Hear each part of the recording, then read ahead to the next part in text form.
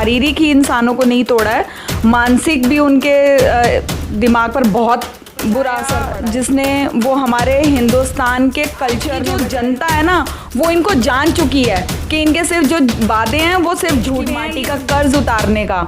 तो मैं ज़रूर जाऊंगी, मैं ज़रूर। बटालियन नक्सलाइट एरिया है वो बहुत ज़्यादा, उसके अंदर मैंने फोर्सेस के लिए निःशुल्क योग शिविर चलाए हैं। नमस्कार दोस्तों, आप देख रहे हैं भारत न्यूज और आज हमारे साथ मौजूद हैं हिंदुस्तान की जानी मानी योग गुरु मीना अरोड़ा जी। मैम, पहले तो भारत न्यूज पर आपका हार्दिक स्वागत है। धन्यवाद जी मैम। मैम, जिस तरीके से पिछले 2 साल में कोरोना महामारी ने हिंदुस्तान ही नहीं पूरे विश्व को हिलाकर रख दिया और बहुत से लोगों को अपनी जान गंवानी पड़ी है, कारोबार ठप हो गया, स्कूल बंद हो गए, कॉलेज बंद हो गए। ऐसी परिस्थिति में आज बहुत से लोग डिप्रेशन का शिकार हैं। आप क्योंकि योग गुरु हैं और योग पूरे देश भर में अलग अलग संस्थानों में आप कराती भी हैं, लोगों को भी कराती हैं, महिलाओं को भी कराती हैं, बच्चों को भी कराती हैं। आज आप हमारे दर्शकों को बताइए कि क्या जो आज का जो वक्त है और डिप्रेशन जबकि बहुत ही बड़ी एक समस्या बन गया है, योग किस तरीके से उससे लोगों को निकालता है और कैसे उनके जीवन को बदलने में मदद करता है। नमस्कार राठौर जी, सबसे पहले तो मैं आपका और आपके चैनल का बहुत बहुत धन्यवाद करूंगी कि आपने इस मुहिम के लिए मेरे को चुना और आप यहाँ तक आए मेरे पास। और जैसा कि आप जानते हैं वैश्विक महामारी है ये कोरोना, और इसका सिर्फ हिंदुस्तान ही नहीं पूरे विश्व पर इसका महामारी का बहुत बुरा असर पड़ा है और लोगों के मतलब सेहत के साथ साथ कारोबार छीन गए, अपने परिजन उनसे छीन गए। और इतना इस बीमारी ने सिर्फ शारीरिक ही इंसानों को नहीं तोड़ा है, मानसिक भी उनके दिमाग पर बहुत बुरा असर पड़ा है। और कोरोना जो है उसकी वजह से लोग शायद 14 दिन जो क्वारंटाइन का पीरियड रहा उसमें जो अकेलापन उन्होंने महसूस किया, अकेले रहे, अपने परिजनों के अलग रहे। एक बीमारी होती है जहां इंसान अपने परिजनों को मिलने जाता है, यहाँ से बिल्कुल हम कट गए, समाज से भी कट गए। हमारे पास ना खुद आ सकता है इंसान, ना हम किसी से बात कर सकते हैं। एक कमरा या एक पूरा जो एनवायरनमेंट है वो अकेलेपन का इतना जो 14 दिन उनके दिलो दिमाग पर असर करता है वो बहुत बुरे तरीके से असर करता है। और सबसे बड़ी बात है कि इस टाइम जो इंसानों को बचाया, जिसने वो हमारे हिंदुस्तान के कल्चर ने बचाया, हमारे हिंदुस्तान के संस्कारों ने बचाया।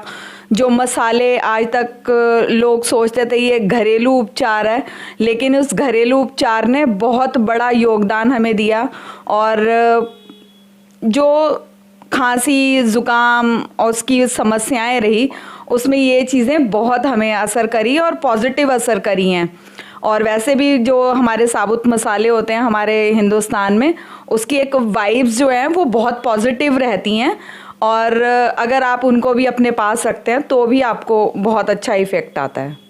तो मैम, जैसे कि आपने मसालों की बात की कि हिंदुस्तान क्योंकि मसालों का किंग कहा जाता है और सोने की चिड़िया मसालों की वजह से ही हिंदुस्तान को कहा गया। आज की डेट में क्योंकि हिंदुस्तान जो है विश्व में योग के नाम से भी जाना जा रहा है और आप योग गुरु भी हैं, योग की ऐसी कौन सी एक्सरसाइज हो सकती है जिससे कि इंसान डिप्रेशन से बाहर आ सकता है? इसमें तो मैं अपने प्रधानमंत्री मोदी जी का बहुत बहुत धन्यवाद करूंगी, क्योंकि हिंदुस्तान को विश्व गुरु बनाने में सर्वप्रथम उन्हीं का एक पहल रही है और उन्होंने ही पूरे विश्व भर में हिंदुस्तान को योग गुरु बनाया और योग को आगे लेकर आए। और 21 जून को हमारे यहाँ पे योग दिवस भी मनाया जाता है। और इस बीमारी से निकलने के लिए हमारे दिमाग में एक नर्व होती है, वेगास नर्व।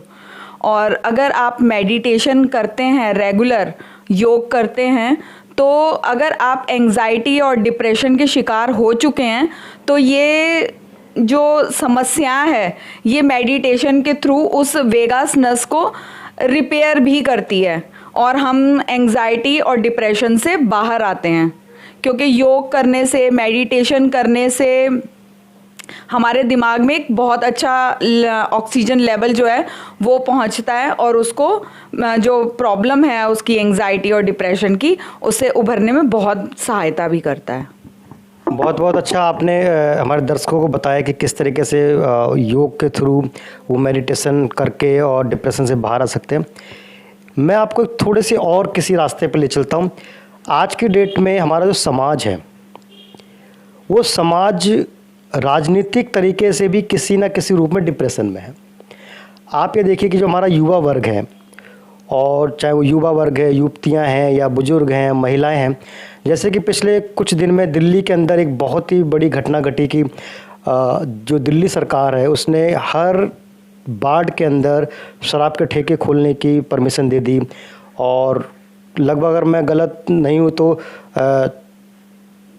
4000 के आसपास समथिंग ठेकों को उन्होंने परमिशन दी है, कुल मिलाकर के सभी को देखा जाए तो। आज एक तरफ तो आप बात कर रहे हैं योग को लेकर के, जिसमें आप युवाओं को प्रोत्साहित करते हैं और कोरोना महामारी के बाद वो निकल करके आ सकते हैं। दूसरी तरफ दिल्ली के अंदर जो दिल्ली सरकार है वो युवाओं को शराब की ओर ढकेल रही है, इस पर क्या राय है आपकी? मेरी राय अगर आप मानेंगे तो जब केजरीवाल जी ने राजनीति के अंदर अपना स्टार्ट किया था तो उन्होंने हमें बोला था कि आपका बेटा, तो मैं बोलना चाहूँगी अगर ऐसा बेटा है और अपनी माताओं बहनों के लिए शराब परोस रहा है, हमारे भविष्य को शराब में गर्द में डुबो रहा है, तो ये बेटा नहीं है, ये कुपूत है। ये पूत नहीं है, ये कुपूत है। और मतलब जहां आप बात करेंगे महिलाओं के लिए इन्होंने 30% ऑफ कर दिया शराब के लिए, और बच्चों की उम्र घटा दी, 24 से 21 वर्ष कर दी, शराब के ठेके बढ़ा दिए। जहां इधर मंदिर है, इधर हमारे स्कूल कॉलेज हैं, उनके अगल बगल में हमें शराब के ठेके मिलेंगे। तो ये समाज के ऊपर बहुत बुरी कहते हैं कि कुरीति थोपने जा रहे हैं। और इधर बात करते हैं पंजाब के अंदर, हम पंजाब को नशा मुक्त करेंगे, और दिल्ली के अंदर आपने इतने सारे ठेके खोल दिए, मतलब जितने पहले थे 300 के करीब पहले थे, 300 350 के, और अब उनसे मोर देन 3 और 4 टाइम्स ज़्यादा कर दिए। तो ये बहुत बुरी बात है। उसके बाद आप महिलाओं के लिए पिंक ठेके खोल रहे हैं, उसमें आप उनको मतलब कम प्राइस में दे रहे हैं, छूट दे रहे हैं 30% की। तो क्या होगा कि जो औरतें नहीं भी पीती वो भी शराब के ठेकों पर मिलेंगी, जिनके पति को या घर में किसी भी पुरुष को ये समस्या है शराब नशे की, तो वो अपने घर की महिलाओं को ज़बरदस्ती मारेंगे, प्रताड़ित करेंगे और उनको बोलेंगे कि नहीं तुम ही जाओ, तुम ही लेकर आओ। ऊपर से उन्होंने ये लगा दिया कि आपको क्लासेस भी फ्री मिलेंगी कि आपने किस तरीके से शराब को पीना है।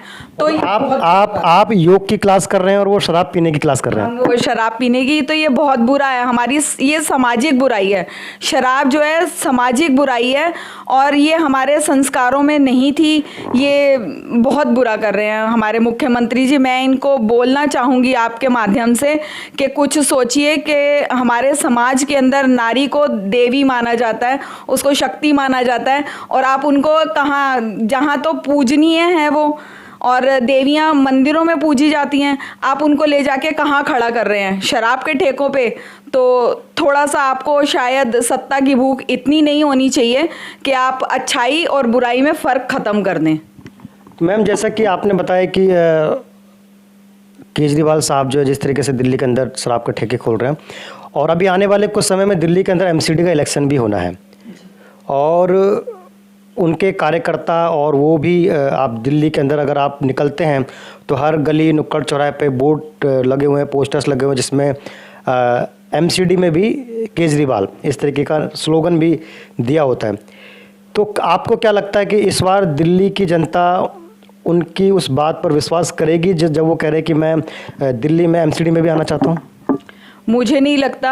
अगर वो इस तरीके के स्लोगन बना रहे हैं, और आज तक उन्होंने किया क्या है दिल्ली के अंदर?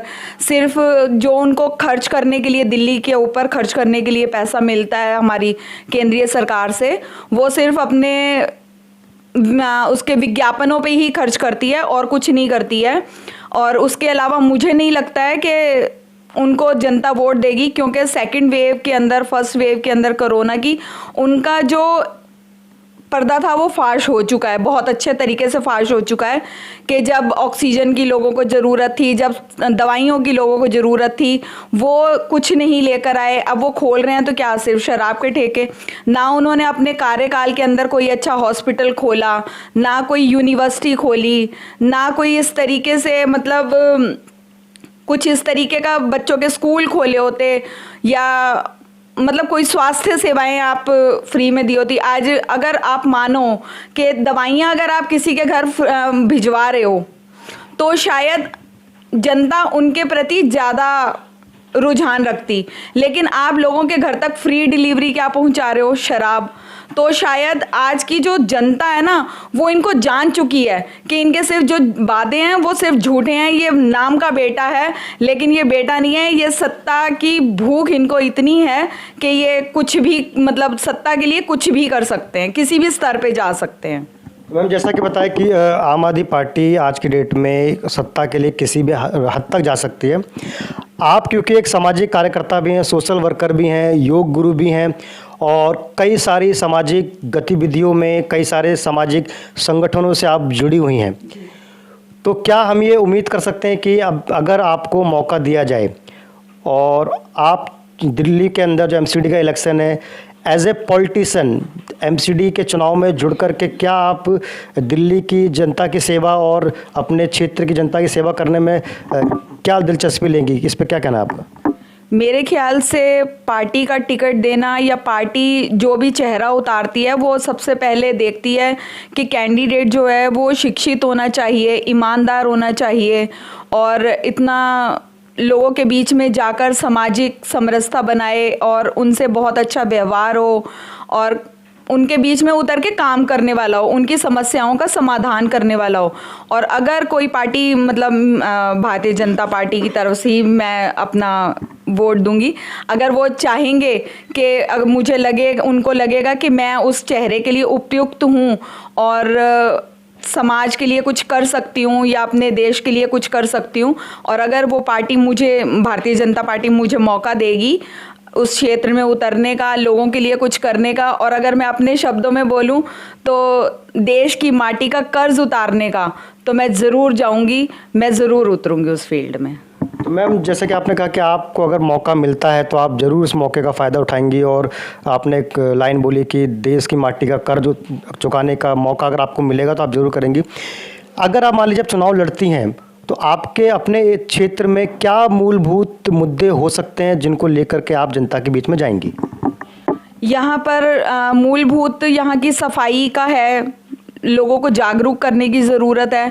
लोग अपने घरों से कूड़ा जो है, हालांकि एमसीडी की गाड़ी आती है, डेली आती है, और कूड़ा फिर भी ऊपर से फेंकना, गलियों में डाल देना, तो उनको थोड़ा जागरूक करना पड़ेगा कि कूड़ा अगर डालना ही है तो एमसीडी की गाड़ी आ रही है, निःशुल्क आ रही है, आप उसका फ़ायदा उठाएं और अपना कूड़ा बजाय सड़कों पे फेंकने के उसके अंदर डालें। उसके अलावा यहाँ गायें, पशु आवारा घूमते रहते हैं, सफाई की समस्या है थोड़ा बहुत, और जो समस्याएं हैं वो मालूम है मुझे, मैं ज़रूर उनको ध्यान में रखूँगी। एक और मूलभूत प्रश्न है और समस्या है दिल्ली की। जैसे आपको पता होगा, एमसीडी भी पहले बुजुर्गों को पेंशन दिया करती थी, लेकिन जब से दिल्ली में मुख्यमंत्री केजरीवाल साहब बने, उसके बाद से एमसीडी जो अपने खाते से जो पेंशन बुजुर्ग महिलाओं को और पुरुषों को देती थी, वो बंद कर दी गई। तो क्या अगर आपको मौका मिलता है पार्टी की तरफ से और आप जीत करके आती हैं, तो क्या इस मुद्दे पर आप कुछ कदम उठाएंगी? ज़रूर, जब मैं जनता का प्रतिनिधित्व करूंगी तो प्रतिनिधित्व का काम क्या होता है कि अपनी जो जनता की समस्याएं हैं उनको लेकर ऊपर तक जाना, और बताना कि हमारी क्षेत्र की जो जनता है वो उनके अंदर ये समस्या है या वो ये चाहते हैं। और अगर मुझे उम्मीद है पूरी, हमारे प्रधानमंत्री जी बहुत इस चीज़ में जागरूक हैं और हमेशा लोगों के लिए, लोगों के साथ उन्होंने हमेशा कंधे से कंधा मिला के उनके काम किए हैं, उनकी समस्याओं का समाधान किया है। और मुझे लगता है कि वो ज़रूर इस बात को सुनेंगे और उनकी अगर जनता की ये है डिमांड है तो ज़रूर पूरा होगा।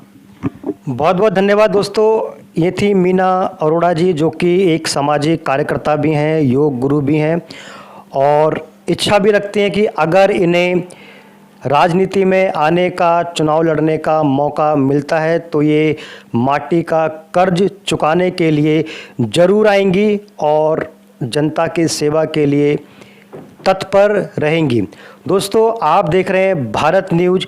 अगर आपको लगता है कि राजनीति में इस तरीके के सामाजिक कार्यकर्ता जो कि ज़मीन से जुड़े हुए हैं, उन्हें आना चाहिए और एक सक्रिय भूमिका निभानी चाहिए, तो आप हमें हमारे कमेंट बॉक्स में ज़रूर कमेंट करें और देखते रहिए, जुड़े रहिए भारत न्यूज़।